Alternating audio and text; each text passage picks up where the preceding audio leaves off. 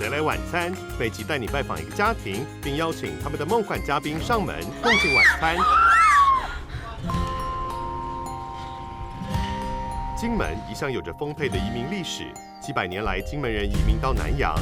当然，现在的金门岛上也有更多外来移民。我们今天要拜访的就是从新北市移民到金门的警察跟外籍配偶组成的家庭。高杰50岁，新店人，金门航空警察。民国90年被调到金门机场航空警察局，服务至今16年。你担任警察工作唯一的重点就是不能犯错，你犯错的话，工作都不保了。所以我放假我几乎都是很少到处乱跑，都是几乎在家比较多。个性非常小心谨慎的杰哥，心中的偶像会是谁呢？台语歌王翁立友，电影演员高杰。太太武士宪，32岁，越南籍新住民，金门航空清洁人员，在这里工作已经7年的阿宪，很满意这份老公帮她找的工作。可以回到家煮晚餐啊，一起上班，有时候还拿便当给他吃啊，对，这样子比较也就顾得到啊。有颗少女心的阿宪，她想邀请越南偶像来家里吃饭。我想邀请陆福定，因为他的歌很好听，他很帅啊，超帅的。杨金花，杰哥的母亲，70岁，虔诚基督徒。上帝祝福你平安。身体硬朗的她，一人独居在台北新店。杰哥每个月都固定会排休回来陪妈妈。好不好？有代志爱去敲电甲我讲。我是资料爱关起来，注意安全哦，知无？好了好了，好不？哦。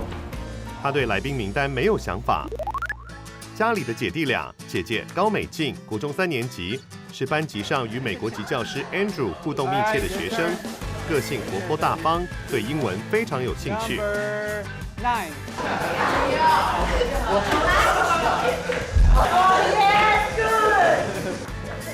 他想要邀请的来宾包罗万象。我想邀请就是 HH 先生、华晨宇、黄大千、阿丁文。他频道里面就会讲一些很酷的英文，我想要学起来，就是例如 Get out of my jungle 之类的。高以诺，国中1年级，个性鬼灵精怪，热爱线上游戏的他，想邀请的对象都是人气很高的 YouTuber。美国一个是 YouTuber 实况主那个 Knife Rule 3，我想知道他就是玩游戏的诀窍。古阿莫，我觉得他那个嘴巴很厉害。到底谁会是今晚的座上嘉宾呢？在来宾揭晓前，我们先来认识这一家人的故事吧。不过他们也没有机会天天吃嘛。很早小鸟就在叫哎，然后它会在窗户旁边一直叫。金门清晨5点，天都还没亮，阿宪就在厨房里忙着准备老公和孩子们的早餐。有黑豆、黑米，还有核桃、百合，什么都有。早上就这样吃，然后让他去上班啊。常见的门。阿宪的早晨非常忙碌，做好养生早餐，装好大家水壶里的蜂蜜柠檬水。更重要的是，他是家人的闹钟，负责叫大家起床。快点，来，高美静起来了，就是不起来啊。杰哥，赶快出来吃。你说你6点出门，现在50分了，早点去开门啦，不要再摸了。杰哥做事慢条斯理，眼看就要迟到了，急性子的阿宪忍不住催促了起来。快点，还在摸啦！你还要去停车哎，开慢点哦。好，拜拜。杰哥在金门机场航空警察局上班，阿宪是机场的清洁人员。这份工作不仅让他与先生互相有个照应，待遇也不错，所以他在这里一待就是7年。早上来在里面就是扫扫地啊，然后忙完了就上来帮忙推车啊。长久以来，杰哥追求的幸福就是一份收入稳定的工作，跟一个顾家的老婆。年轻时，杰哥四处当学徒。杰哥说，那时没能出师弄出个名堂，生活很不稳定。反正去做这个也不行，那个也不行，那个也不行。那他哥哥就跟他讲说，好，现在正好有在考警察，你去考。因为我知道机会应该是来了，就是尽量就是在最后冲刺了。不知道是不是极度殷切的期盼，杰哥的妈妈金花说，她在收到警专通知前，听到上帝的声音。我听到上帝说考上警专在里面，我不敢讲啊。到时候如果没有考上的时候，我不是被人家笑说哦，想你儿子，想到这样想疯了。他爸爸正还是在生病，他说拿来我看看，高铁考上。民国90年，杰哥刚被调进航警局，那时金门机场出缺，杰哥便被分派到金门机场。1年后，警察这份工作也让杰哥顺利的在越南娶到了美娇娘阿宪。我那时候的年纪已经34岁了，交往也不一定有结果，所以才会想出说，对面我妈说对面楼下，你看看人家那个邻居啊。人家去娶一个越南新娘，在仲介的牵线下，杰哥认识了当年19岁的阿宪。阿宪的爸妈认为有很多人嫁到台湾过得不错，也就同意了这桩婚事。那时候可能年纪还小吧，还是怎样，也没什么感觉啊。就是仲介说他工作就是稳定啊。也不喝酒，不抽烟啊。我说哦，那如果阿宪他不嫌弃我们身高的话，那就 OK 了。阿宪嫁来台湾之前就开始努力学中文，希望早点适应台湾的生活。就是教你一些字啊，一些基本的，就是吃饭啊什么的，这是什么青菜啊，什么这个猪肉叫什么啊。婚后，杰哥把阿宪接来新店与妈妈一起住。但婆媳相处有摩擦，让杰哥很是苦恼。来了之后语言又不通，吃东西又不习惯，看他们吃酱油我好想吐哦。20岁跟我妈妈的年纪相差至少相差个40-50年，一定会在想法上面一定有一些代沟嘛。如果每天下班回家还可以去及时排解这些问题，你等到我从金门回来，隔了20天了，那可能。2个婆媳可能冲突越来越大，加上阿宪很快就怀上了第一胎，新环境与孕期的不适，让她非常想念越南的家。然后用外面的公用电话卡，很贵哎，一下子就没了，讲没几句话就没了，好快啊！我打电话回去一直哭哎。最后，杰哥听从妈妈金花的建议，在金门贷款买了房子，把阿宪带来金门定居。妈妈金花又恢复一人独居。媳妇跟女儿不一样啊，那就是说，尽量不要跟她摩擦，不要讲她，随便她，让她自由，这样就没事了。你但大家住在一起，可以享受一些亲人在一起的那种天伦之乐，谁不想？还是要去冷静思考，怎样处理会是对家里的成员每一个人都好。为了掌握妈妈的起居安全，杰哥特地在新店家里装了即时摄影机，平时则由哥哥与教会的阿姨就近照顾妈妈。有没有想奶奶啊？有啊。我要打开看一下奶奶啊。前几天你们说奶奶有咳嗽。对啊，奶奶不是她说她咳嗽啊。可是今天看她精神比较好了呢。对啊。好不好？你按灯加没啊？姐姐，他每次叫我越南名字，我就知道他有阴谋啊。很想出国的美静一直希望可以参加学校的游学计划，使出越南话跟妈妈撒娇，会让她如愿以偿吗？下一段马上回来。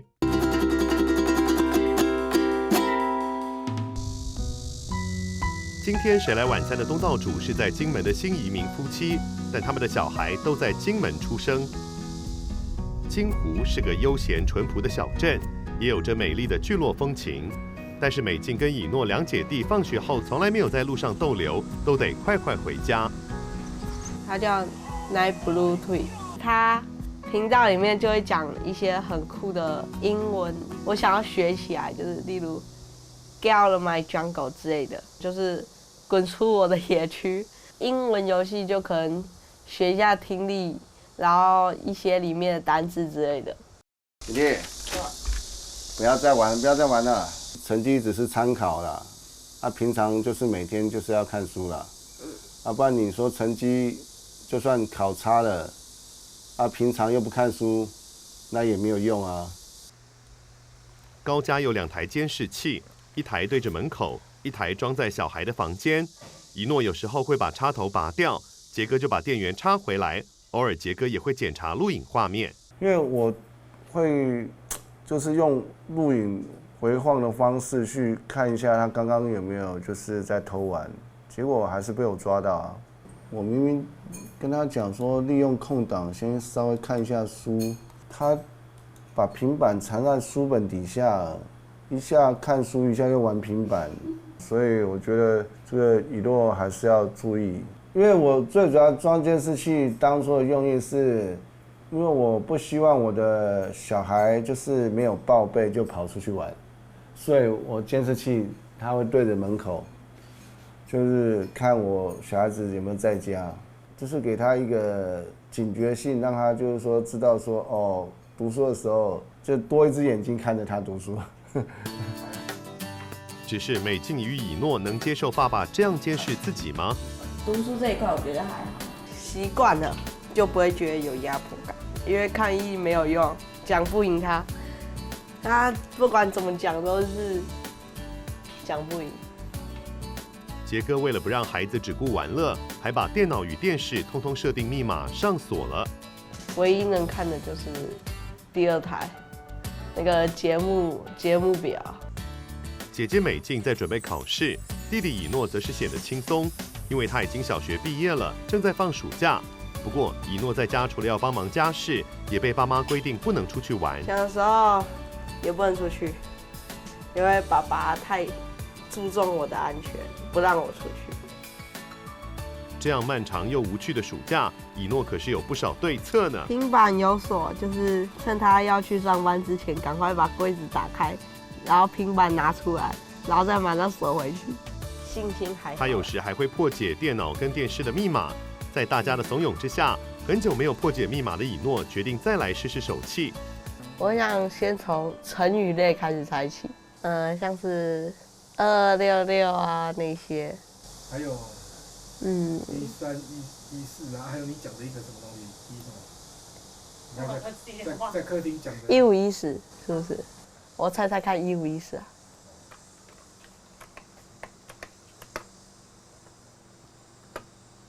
想不到神奇的事情发生了，我们还真的猜对了密码。天哪！一猜就中哎！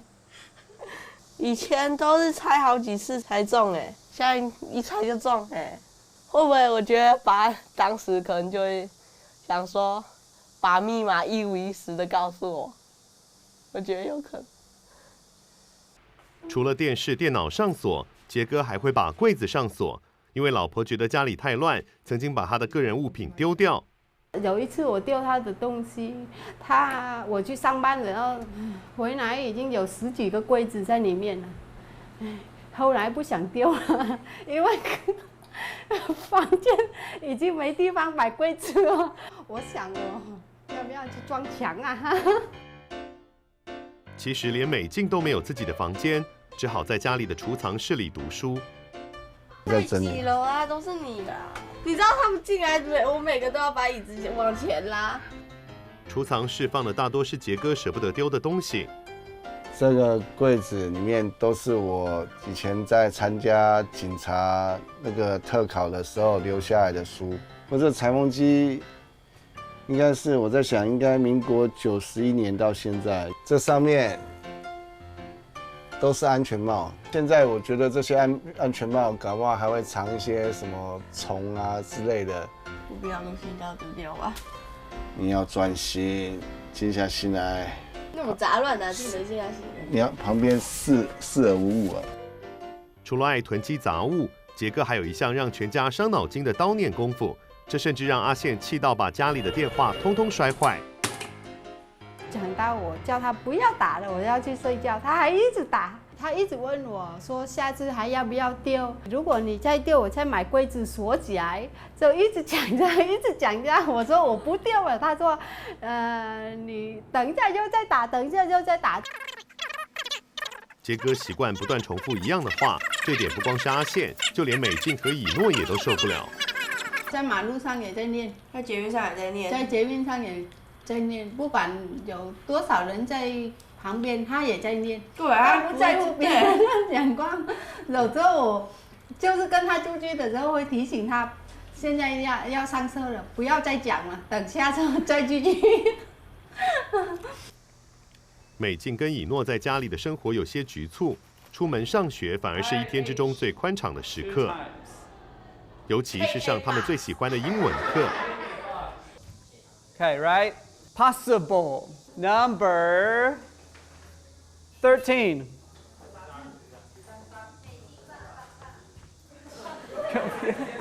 All right, good job. 来访问那个美国籍老师 Andrew 在学校很受学生欢迎。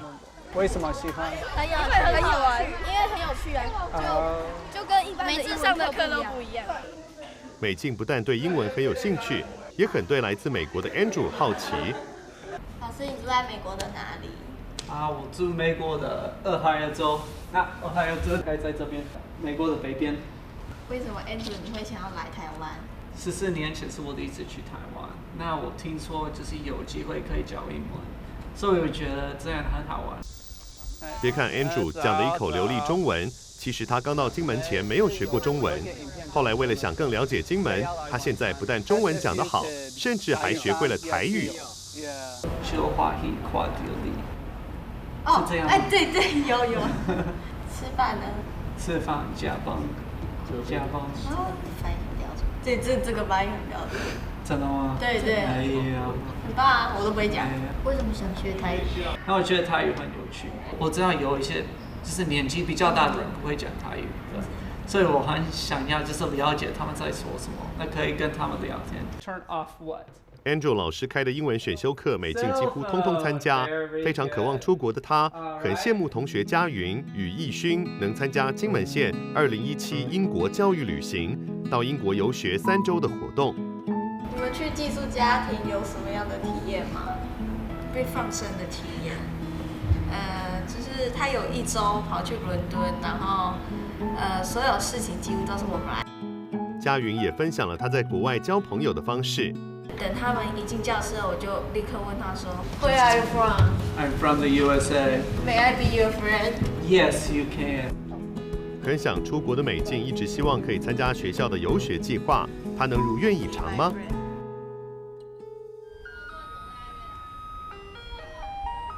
晚餐时间快到了，阿宪一下班又进了厨房准备晚餐。这个莲藕、白米，还有加那个一些麦呀，金门的麦，放进去一起煮。杰哥在家从不帮忙做家事，年轻时是母亲宠爱，现在是老婆给的特权。下班后他冲个澡就等着吃饭，因为他不会弄啊。因为我老婆她有交代，她说做吃的，她说她如果叫我不要插手做的时候，我就不会在旁边插手，因为反而会越帮越忙。他对餐桌上的菜色总是照单全收，从不发表意见。我老婆煮什么我都吃啊，就是互相配合的。这顿晚餐的第一个话题是下礼拜放暑假，美静想趁着全家回新店奶奶家时，自己到高雄找朋友，不过却被爸妈一口回绝了。不行啊，你不能单独让你去啊。我们2个。不可能啦，我也不同意。他们姐弟出生到现在，反正去哪里都要有大人带就对了。那平常的话，放学的话就一律都回家。虽说高杰与阿宪个性差很多，但他们对孩子的管教理念完全一致。我不是只有叫老师注意我女儿的那些成绩，我还要叫老师帮我注意一下，她最近在学校，比如说我女儿上课有没有认真啊，或者说有没有男同学想要找她跟她交往，这种类似这种情形。没有，应该是没有啦。就是没有才要防啊。已经国3的美静，又是怎么看待爸妈对她的管教与限制呢？就是我觉得我是可以自己打理好自己的，然后他们就觉得哦不行，我太小了，怎样的。那么杰哥与阿宪认为小孩什么时候才能自己独立呢？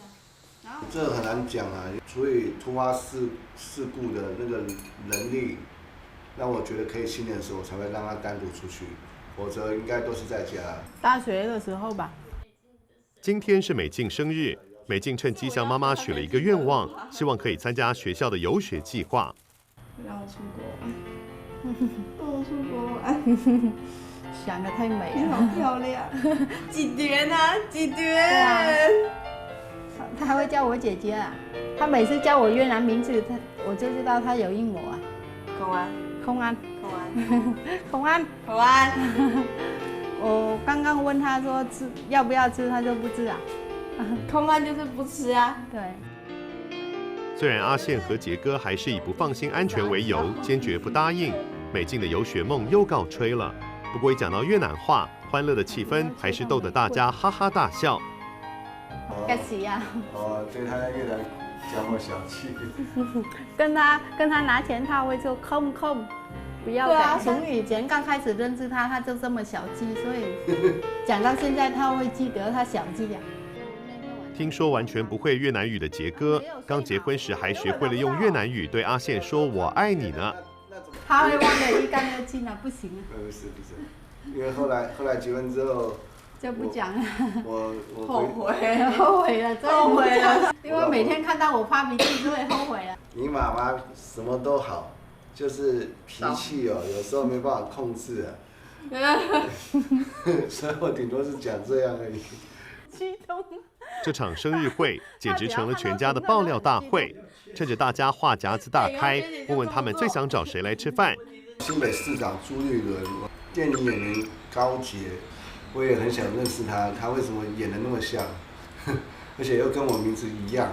我想邀请陆福定，因为他的歌很好听，他很帅啊，超帅的。我想邀请华晨宇、费玉清、黄大千，他是之前就是花莲区的榜首，他有在网络上拍搞笑影片，就是很好笑，然后他就会告诉你，就是真正读书才有用的方法是什么。古阿莫，我觉得他那个嘴巴很厉害。美国一个YouTube 实况主那个 Nine Blue Tree， 因为我觉得他真的很强，我想知道他就是玩游戏的诀窍。应该没机会。玩游戏要控制他的时间。我有在控制，我很厉害。早哪游龙潭，早哪杜雅婷，早哪乌米哈。我觉得这样比较好啊，因为他听得懂比较亲切啊。我是不太就是想说一定要学啦，就没有兴趣。相较来说，美静和以诺对母亲的越南文化很少接触，他们对于学习妈妈的语言也兴趣缺缺，这是为什么呢？别走开，下段节目告诉你。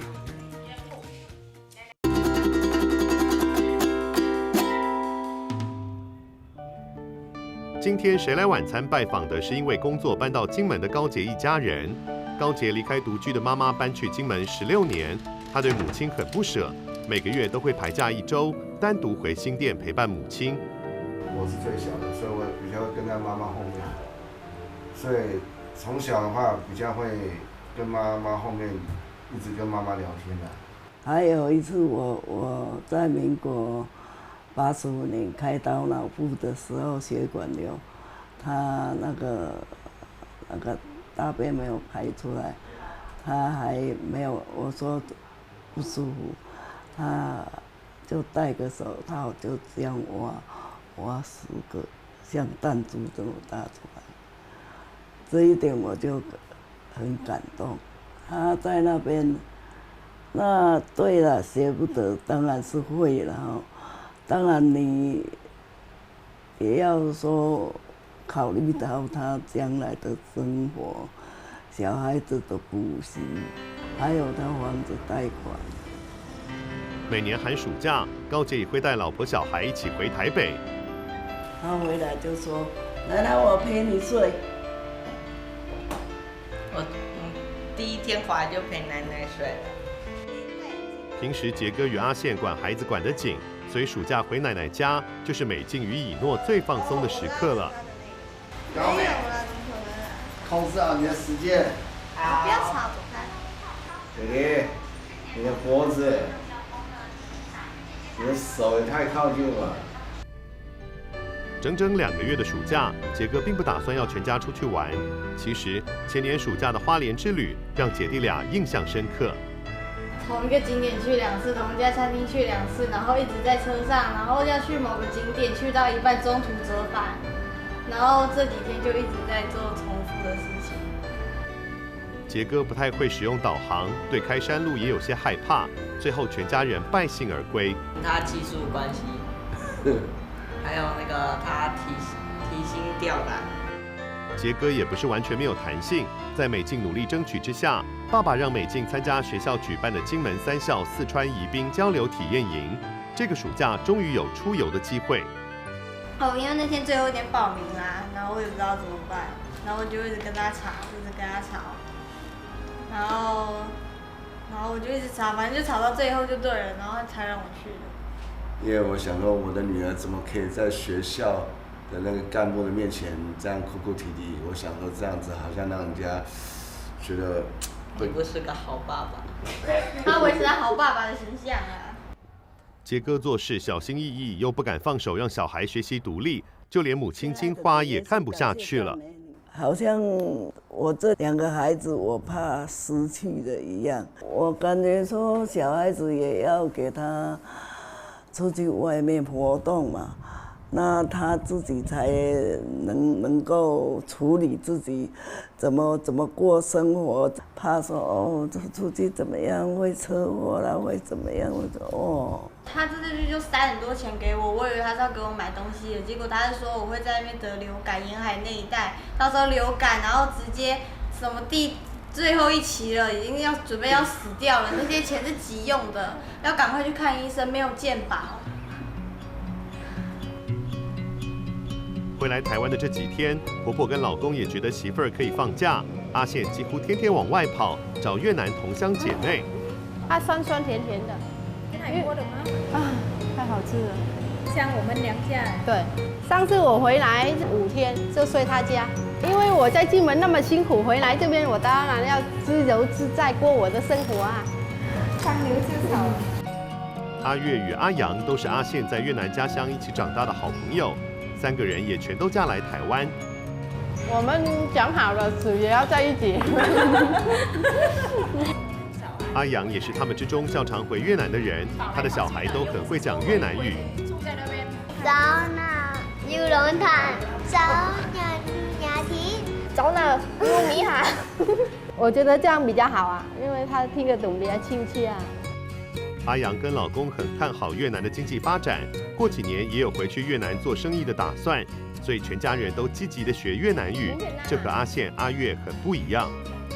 Bố Đài Loan à, ăn no chưa? Sao cái bụng bé tí này? 我们的小孩现在还小嘛，那未来10几年后或20年后还是改变很多，还是会讲粤语、英文、中文就是最好。14年来，美静与以诺回去越南外婆家1、2次，杰哥包含结婚仅到越南3次，其余都让阿宪自己跟着同乡回娘家。因为以我老婆来讲，她也算是蛮节俭啦，她有事才回越南，所以她或许3年、5年不等，她有必要她才回越南。因为她不想，所以我不会勉强。他跟我结婚，可是你要对岳母有感情，对我家有感情啊，他没有。姐弟俩对母亲的越南文化很少接触，但还是能说几句越南话。不过他们对于学习妈妈的语言还是兴趣缺缺。我是不太就是想说一定要学啦，就是可能听懂几个字就好。没有，我只想待在台湾。然而杰哥不想学越南语，他说还有另一个原因。或许越南话也是他的一个隐私权，他可以用不同的语言，比如说他有时候有一些秘密、小秘密不想让我们知道，然后他就用他们越南的母语去跟他们越南的朋友聊天。那所以我觉得，那我就予以尊重，我就不会再去学越南话了。杰哥会有这样的想法，其实跟他的成长经验有关。因为杰哥的爸爸是外省人，爸爸在世时自己听不懂台语，也不允许太太跟孩子讲台语，所以都一律说讲国语，不要有秘密，让他不知道。也因为这样，高杰的台语不太好，以诺与美静更是几乎都不会讲台语。你要叫奶奶叫什么？哎，我都叫阿母。我也叫阿母。你们叫阿母啊？我们都叫阿母啊。阿母，奶奶她叫什么？阿母。哦，因拢讲阿嬷啦，伊讲叫我阿母啊，阿母啊，我讲啊你叫唔对。我cứ minh vậy thì nó sẽ 阿宪偶尔也想把家乡美食分享给婆婆。这天趁着出门前，她难得在家里煮了一顿午餐。因为我都很忙啊，忙约会跟朋友见面都没时间了，都来不及啦。然后他1年回来1次就好了，他回来我们大家都好累。好累啊！他回来，大家都要请假陪我。我所认知除了越南同乡姐妹阿月，阿宪的表妹秋璇也来了，她们全都是台湾媳妇儿。不过秋璇和姐姐们不一样，当初是来台湾留学才与老公相识。就我去打工，然后去那边卖便当，然后他是去买便当，对，就这样子认识。因为那时候，在越南就是大陆啊、台湾人那边回去我们那边开很多工厂，啊，给他来这边学一点中文，回去可以当翻译啊，当翻译薪水很高啊。家里来了越南亲戚，餐桌上当然少不了越南菜。不知道婆婆金花吃的习惯吗？我也不知道什么叫越南菜，反正它都是这样。越南姐妹们也热心帮婆婆推荐了道地的家乡菜。就看看尝尝看那越南菜，那一种是猪肠，然后它里面它塞一些，好像是豆子，还有那些调味料。光看就不敢吃了。我也讲不出来是什么味道。我讲不出来，不过不难吃就是了。另外还有越南的经典蘸酱鱼露。那，这个有点辣。太辣。就也讲不出来。餐桌上夹杂着不同的菜色与不同的语言，即使高家对于阿宪的母语越南话、阿嬷的台语都没有学习的动机跟热忱。今晚的嘉宾能否激起他们对彼此语言的兴趣，使大家也想学学母亲的语言呢？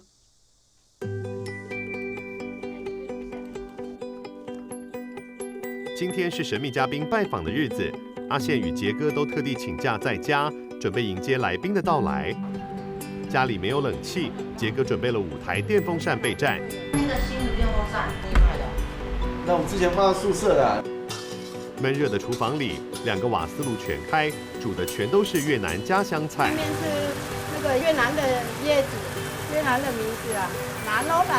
这个叶子就很香啊，里面有葱、黑胡椒，这个叶子放进去切细一点，因为弄这个很麻烦，要小火，不然它会烧焦。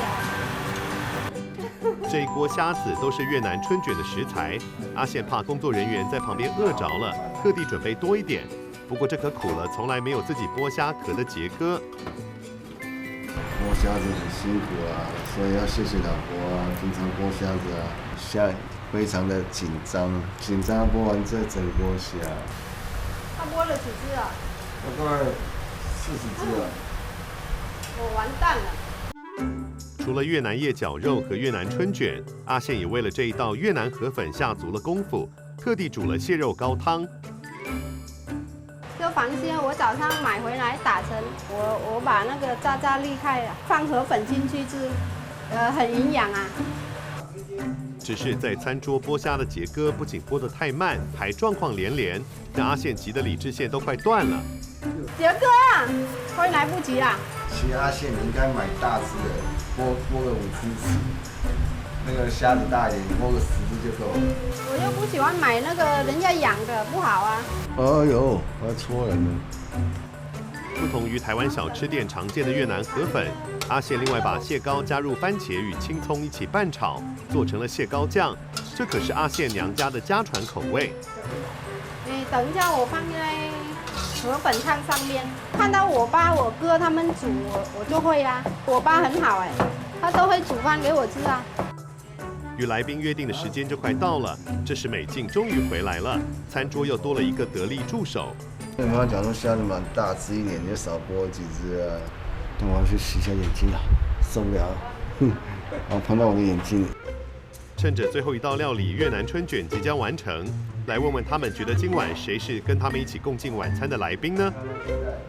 华晨宇。不可能啦，你讲得太遥远了啦，连那个江蕙也不会出现的啦。江蕙她那个已经息影了。对。对。哎呀，你管那么多，有梦最美，费玉清。费玉清不太可能。哎呦，你干嘛一直这样子啦？究竟谁会是今天的座上嘉宾呢？让我们来复习一下这一家人开的名单吧。会是电影明星高捷、二姐江蕙、越南明星阮福胜、现任新北市市长朱立伦，还是 YouTuber 黄大千、古阿莫呢？是谁？哎，怎么会有这部车啊？我受不了了。到底是哪位来宾让美静高兴的又叫又跳？精彩的餐桌话题马上回来。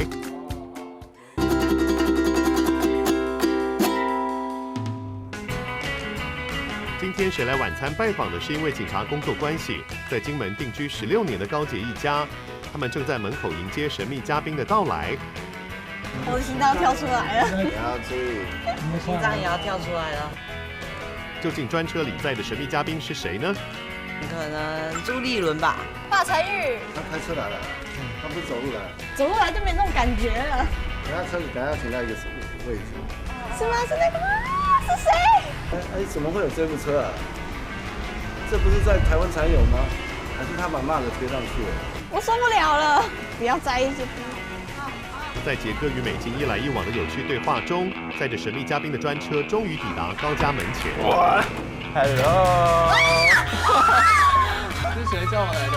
这是哪一个要来的？耶，你得到一个抱枕，耶！阿高妈妈就是我们这个花莲名产啊，谢谢。啊，一诺，嗨高妈妈 ，Hello。谜底揭晓，今天的来宾是在网络上拥有高人气的 YouTuber 黄大千。黄大千是花莲只考1类榜首，现在就读政治大学传播学院3年级。2016年以回复酸民的留言系列影片爆红，影片风格多为反讽与表达社会现状为主。废物，有种来表烂我的脸啊！你连大头照都没有放，是要我怎么表烂你的脸？因为其实他们全家都住在金门，然后大家很多人就会对金门有个印象，就是比较偏远，然后可能物资比较贫乏之类的，所以就是想来这边就是实地来看一下，就是金门到底是不是会有我们这种刻板印象，觉得说比较没有那么现代化之类的。今天是你干嘛那么开心？你好高、哦，你的兴奋是不是？180啊！你看我真的就跟你一样高。黄大千啊！太高美心好高兴啊！我要期待今天的晚餐哦。对啊，哎，是高妈妈煮的吗？哦，辛苦了，辛苦了，谢谢，我好饿哦。入座后，黄大千看到满桌的越南料理，特别秀了越南话，很快的就跟大家开启话题。炸春卷是那个对，炸球。炸春卷，对吗？不是。Oh my god！ 我学了1年，然后结果我现在答错。那是什么？炸春卷是什么？炸链。炸链。还是有分北越跟南越？有。那这个怎么讲？这个是没有炸过的。这是 nem 滚。nem 滚。黄大千不挑食，美静也大方的替黄大千夹菜。看起来黄大千对这桌越南料理很满意，反倒是家人对菜色的评价让他有些意外。这里要沾东西。对，这里啊。来，先看看你要不要沾？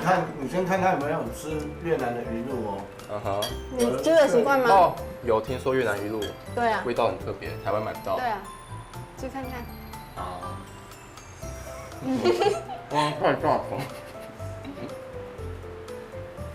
大家看你吃。有点难讲话，我努力尝试表达我的心情。慢慢咬。我觉得酱蛮好吃的，很好吃啊，对不对？有点辣辣的。我觉得没有特别出色的味道，还蛮可以接受的。对呀。这样你们不喜欢吃鱼露是不是？啊，因为它有加柠檬啦，把那味道给中和掉了。如果单独沾鱼露的话，那味道就不一样了。哦，那调的不错哦，吃起来蛮好吃的，对不对？很香啊。对啊，讲你们平常是一直写妈妈的厨艺是不是？对，他平常不喜欢吃这一道，超排斥这一道。这个吗？他也不喜欢，美金比较不喜欢。我都把菜弄掉，是里面的肉。除了越南料理，黄大千也对越南文很感兴趣。他曾在学校修了1学期的越南文，他很好奇为什么美静与以诺不想学妈妈的越南文。他很活泼，对啊，为什么不学？越南话吗？越南话真的很多人要学，真的，现在很抢手。我只会学一些食物的名字。我现在这样讲，就是说越南文很抢手，你会想学吗？还好。而且你妈妈就在这边，你就是完全有一个现成的老师在你旁边呢。他有会讲一些些而已。对啊，就一些几个名词。阿以诺会吗？哦，一句都不会。你不想学啊？看到美静和以诺对学习妈妈的母语兴致缺缺，黄大千觉得很可惜，因为身为客家人的他也不会讲客家话。正巧的是，最近他刚好受到新北市艺民节的活动邀请，黄大千与妈妈一起为客家文化拍影片做宣传。他借着这个机会重新学了客家话。我跟阿婆住在一起，阿婆就是客家语的阿嬷的意思。然后那时候阿婆其实会讲客语，但因为她想学国文，所以就都跟我讲国语。然后所以其实我小时候没有什么机会可以接触那个客语。以前可能会觉得说讲台语就是一个很 local， 就是比较就是民间在讲的东西，没有办法登什么大雅之堂之类的。但是其实大家会越来越意识到说，它其实就是一个语言，然后语言没有任何高低优劣的分别。就是每个文化都有他们的意义，尤其是自己乡土的语言是自己的根，要好好学好。其实姐弟俩并非对语文没兴趣，他们的英文学得很好。黄大千很惊讶，金门国中小的校园里都有外师。英文之类的。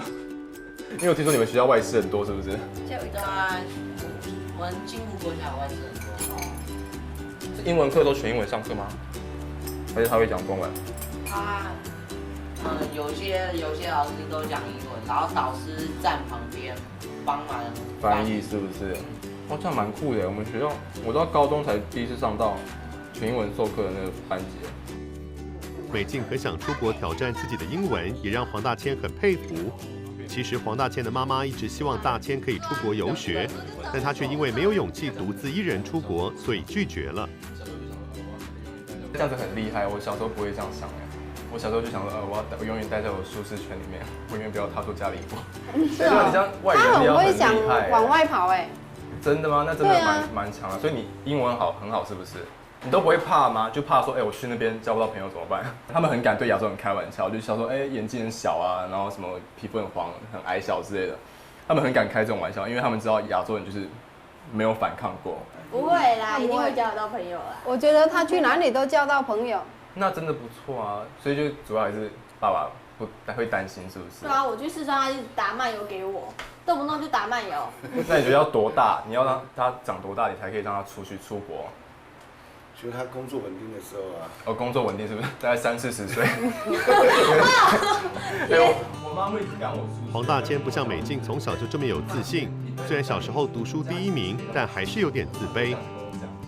那时候考上班上第1名，然后结果，但是我就是生活白痴，你知道吗？有一次我们全家出去吃饭，我妈就把菜单交给我，然后说你去那个交单，然后我就很紧张，然后我就看到那个桌上有一堆菜单摆在那边，然后我就随手就把它放上去，然后我就回座位坐好，然后隔了10分钟，隔了20分钟、30分钟没有菜上来，然后我就很紧张，然后我妈就开始质疑我说，你真的要把菜单交给他吗？我就说有，不然我去问问看好了。然后我就走到那个柜台，然后我就看到我交的那个菜单还在放在那个一叠菜单上面，然后我就说，这个是我的耶。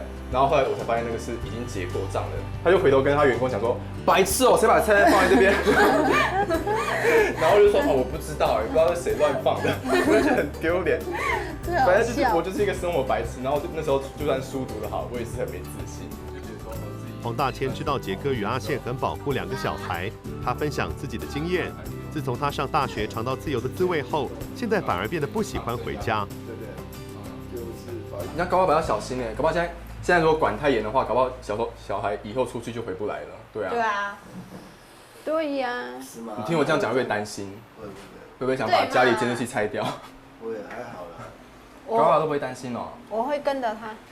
哦，你要跟着他，也是跟我妈一样，是不是？我妈跟我说，你上大学，我要去你房间帮你洗碗、洗衣服。对，你也想跟他一起住一起吗？真的哦。就跟着他去台湾，就每天让他回家这样。真的哦？那你想要吗？对啊，小孩子都不想，小孩子很坏。一听到阿宪跟自己的妈妈一样，想一直照顾孩子的生活到大学，黄大千很有感触，也鼓励杰哥与阿宪应该要适时放手，才能让孩子独立成长。我觉得我会变成生活白痴，都是因为就是爸妈真的帮我做太多事情，可能帮我洗衣服，帮我洗碗，所以等我上大学之后，我就真的不知道洗衣机怎么用。对啊，我觉得适时放手是一件好事，因为就是让孩子自己去学习。而且有时候你真的把什么事情都做好，会让孩子觉得说就是我真的什么都不会做。后来我上大学之后，我才真正脱离就是妈妈帮我什么东西都打理好那一个时期。上大学之后自己做很多事情，以前如果跟妈妈出去上台北搭公车什么，我一定要跟着妈妈走。那现在我上大学过了1年2年之后，妈妈来台北一定都是我带她去做，这公车站怎么走，这个捷运怎么搭。对啊，所以我觉得让孩子出去外面逛一逛是好事情，让他自己独立成长。对啊，所以我觉得正在念大3的黄大千认为，自己变得有自信是因为找到兴趣。即使他不确定未来的发展，但仍然希望毕业后当个全职的 YouTuber。最高法是真的，我就知道大2才想说要当一个全职 YouTuber， 可是我也知道我当不久啊。为什么不会啊？你确定？确定很好笑很好笑，大家可能幽默感不够啊。有时候不是自己的问题，是大家那个幽默感的问题，就觉得你不好笑。哪有人？我还帮自己列了一个职业清单我那时候上大学，我什么都不会，我想说 OK， 我第一个，你们也可以这样子做，就是列一个职业清单，就是我第一个列的就是网红，然后想的就是说，如果网红失败的话，我要当一个婚礼摄影师，就刚好就是我觉得传播有我的专业。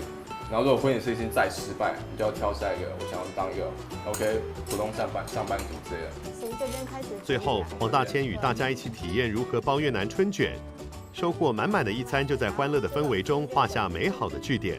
两边这样几分？80分。哦，80分，老板人好好哦。我觉得蛮放松的，就有感受到2个本来是陌生的家庭，现在有感觉有更拉近的感觉。小孩子都蛮活泼的，还蛮羡慕他们的。因为以前我真的不太爱敢讲话，不太敢跟陌生人讲话。学越南文之后，我有对越南菜蛮有兴趣，然后今天就吃到很多传统越南的食物，然后平常是台湾吃不太到的，而且又是家常菜，就感觉妈妈煮出来的东西就是不一样，就是有那个家的味道，我觉得很感动。今天看到大千，我觉得很高兴，因为我没想过他会来，然后让我有点惊讶，然后他也跟影片上一样好笑，然后今天我觉得很开心。我觉得能跟他一起吃饭非常的荣幸，他能跟一个榜首吃饭，我觉得感到非常的开心，可能等一下跟他要几张签名去炫耀吧。他吃得很开心，我也吃很开心，然后我小孩看到他就也还蛮高兴的，觉得他来的时候觉得让孩子就是很羡慕他了，然后希望就孩子就是以后就向哥哥学习啊，读书啊，然后很独立啊，然后很有想法啊。今天看到大千，让我感觉他在网络上的讲话跟他实际上的个性还是有差别的。我跟他吃完这顿饭，让我觉得他的个性也是就是有自己的概念，就是讲话也蛮懂得进退，所以我觉得大千他是一个从小就是听父母的好学生啊，所以我希望我的小孩能够以他为榜样。要那个签名。这个签比较丑，可以卖便宜一点，不然批个分数加上。白纸对放。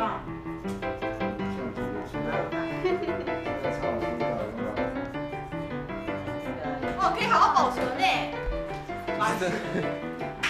全部都要签是不是？